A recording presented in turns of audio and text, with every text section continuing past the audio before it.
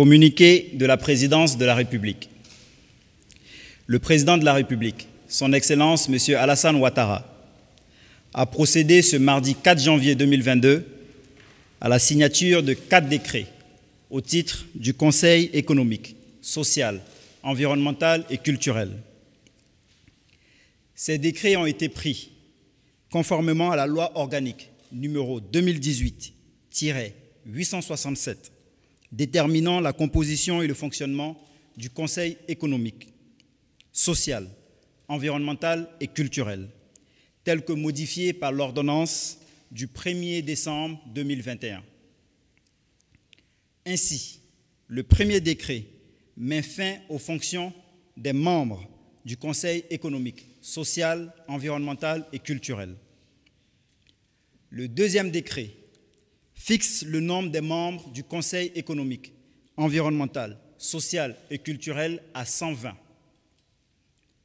Le troisième décret porte sur la nomination de 115 nouveaux membres du Conseil économique, social, environnemental et culturel, dont la liste sera publiée par voie de presse. Enfin, le quatrième décret nomme M.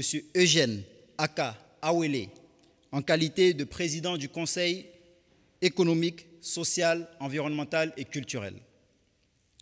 La rentrée solennelle du Conseil économique, social, environnemental et culturel aura lieu le jeudi 27 janvier 2022 à 10 h au siège de l'institution. Fait à Abidjan le mardi 4 janvier 2022. Je vous remercie.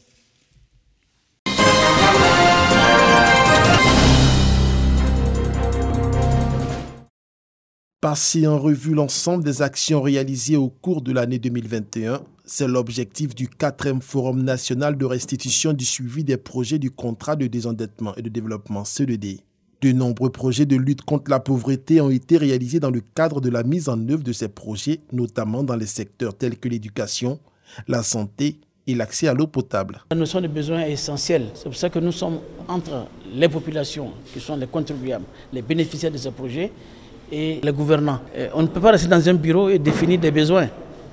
Avant de le faire, nous faisons des enquêtes pour savoir qu'est-ce que les populations veulent. Est-ce qu'elles veulent vraiment le centre de santé? Est-ce que leurs besoins, ce sont forcément des écoles? C'est cela que nous faisons remonter et les projets qui sont définis s'efforcent de répondre, de satisfaire à ces exigences. La Convention de la société civile ivoirienne est engagée dans le processus de suivi indépendant et participatif depuis 2017 et estime que la perception des populations face aux actions menées à ce jour est positive. Nous passons en revue l'ensemble des actions qui ont été menées et c'est un véritable cadre d'échange, une tribune essentielle qui permet, sans faux fuyant, de poser les vrais problèmes, de savoir qu'est-ce qui a marché, qu'est-ce qui a moins marché. C'est en ce moment que nous faisons le plaidoyer. Nous, en tant que société civile, nous faisons le suivi indépendant et nous intervenons au cours de la revue sectorielle. L'innovation cette année, les 33 coordonnateurs régionaux seront en interaction depuis leurs différentes localités sur toute l'étendue du territoire national. Le 3e contrat de désendettement et de développement CED, signé le 28 octobre dernier, porte sur un montant global de 751 milliards de francs CFA entre la Côte d'Ivoire et la France.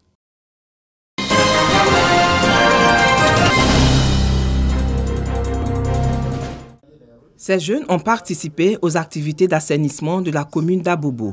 À l'issue de ces 6 mois de formation, ce sont 99 jeunes qui ont bénéficié d'un appui financier à hauteur de 120 000 francs CFA par personne pour la réalisation de leur projet. Une initiative du comité local d'insertion des jeunes. On a été très fiers parce qu'au sein de cette formation, nous avons appris beaucoup de choses. Ça nous a beaucoup apporté. Vraiment, c'était à refaire. Nous allons le refaire sans hésiter. On a des projets et on prie Dieu de pouvoir réaliser ces projets-là avec cette somme-là. Ces volontaires ont suivi une formation dans les domaines des techniques de création et de gestion d'activités génératrices de revenus, du civisme, de la santé sexuelle et reproductive. Ils ont aussi procédé aux opérations de curage des caniveaux, de nettoyage des locaux d'administration publique de la commune et de balayage de rue. Nous disons à tous les jeunes que la plateforme de services, c'est leur maison. On leur dit quels sont les différents services que nous leur offrons et bénéficier aussi de tout ce qui va leur permettre demain de pouvoir se prendre en charge. Parce que l'objectif de la plateforme de services, c'est ça. C'est de pouvoir améliorer non seulement l'employabilité des jeunes, mais ensuite participer à leur insertion définitive. Servir sa commune, servir son pays, des valeurs que les autorités municipales s'évertuent à inculquer à la jeunesse d'Abobo, qui n'a pas hésité à lui prouver qu'elle les a bien assimilées à travers cette formation.